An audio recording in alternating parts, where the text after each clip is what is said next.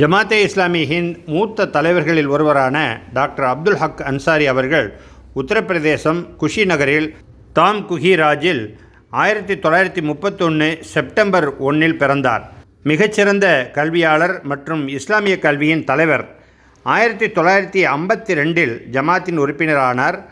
1978 முதல் 81 வரை சூடான் பல்கலைக்கழகத்திலும், 82 முதல் 85 வரை தஹரான் பல்கலைக்கழகத்திலும், 85 முதல் 95 வரை ரியாதில் உள்ள இமாம் முகமது பின் சவுத் பல்கலைக்கழகத்திலும் இஸ்லாமிய கல்வியை போதித்தார்.